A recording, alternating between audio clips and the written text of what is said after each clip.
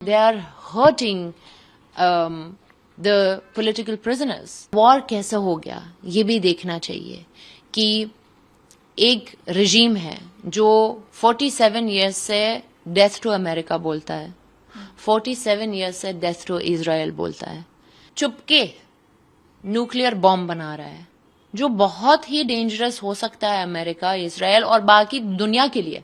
देखिए, जब freedom of speech नहीं है ना किसी देश में तो ये सब होता है। मैं ये सब कर सकती हूँ क्योंकि मैं एक देश में रहती हूँ अभी जहाँ मैं सेफ हूँ, जहाँ मैं ओपनली बात कर सकती हूँ, बोल सकती हूँ कि ईरान में क्या चल रहा है।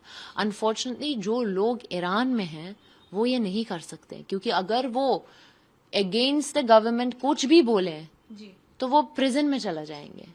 और ना तो ये प्रिजन में क्या क्या चल रहा है, इतने सारे स्टोरीज ओवर द इयर्स आए हैं सबके पास कि जो प्रिजन में चल रहा है, they are raping women, they are hurting the political prisoners, they literally.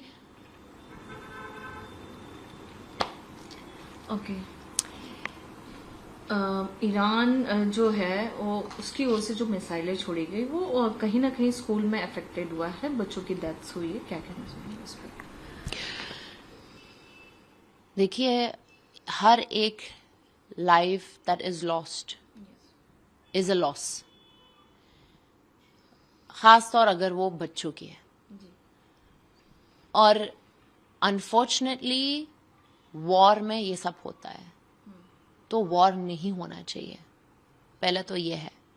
पर वॉर कैसे हो गया ये भी देखना चाहिए कि एक regime है जो 47 years से डेथ टू अमेरिका बोलता है, 47 years से डेथ टू इजराइल बोलता है, चुपके न्यूक्लियर बॉम्ब बना रहा है जो बहुत ही डेंजरस हो सकता है अमेरिका, इसराइल और बाकी दुनिया के लिए।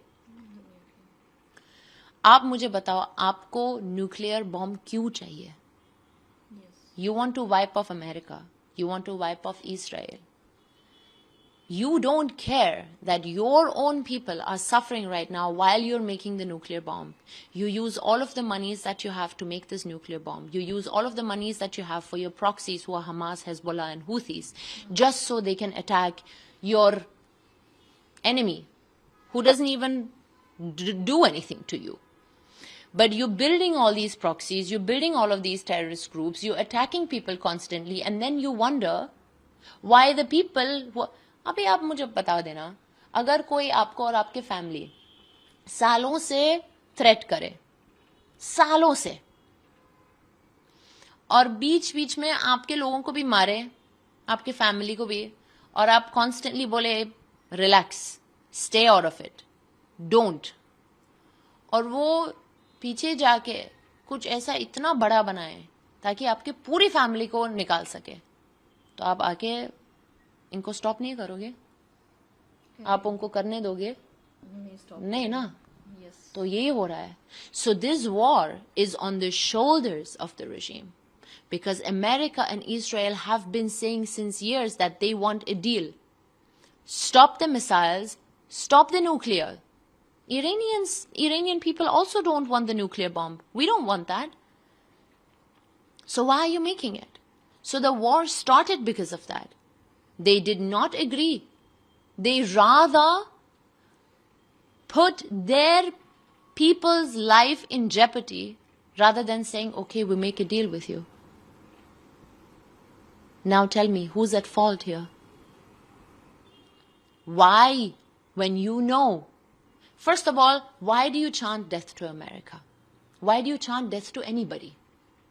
Now you've been doing it. America has come now and says, hey, enough is enough. We have to protect our people. We have to protect our country. Exactly. Make a deal. Tell us you will not build the nukes. You will give up the missiles. Otherwise, we will have to do something about it. And it will be war. And then you don't sign that. And your ego and your hate for America is so much bigger than the lives of your own people. आपने ये भी कहा कि Iranian people जो है वो वहाँ के रिजीम से ज्यादा डरता है, बॉम्बिंग और मिसाइल से इतना नहीं, लेकिन वहाँ के रिजीम से ज्यादा डरता है। हाँ, इसको कैसे हाँ, इरानियंस रिजीम से बहुत डरते हैं। पर अभी जो अगर आप देखो इतने सारे वीडियोस हैं जो इतना हर्टफुल हैं, अगर आप देखो कि वो वीडियो ले रहे हैं, बॉम्बिंग हो रहा है उनके सामने, पर वो इतना खुश हैं क्योंकि उनको पता है कि वहां पे वो लोग रह रहे हैं, वो अभी मर रहे हैं और इनकी आजादी मिल जाएगी। फिर आप सोचो, आप कैसे खुश हो सकते हो जब आपके देश में बॉम्बिंग हो रहा है? आप कौन से लेवल में पहुंच गए हो कि वो एक खुशी की बात है आपके लिए? ये it's a very very sad situation, it's very heart breaking.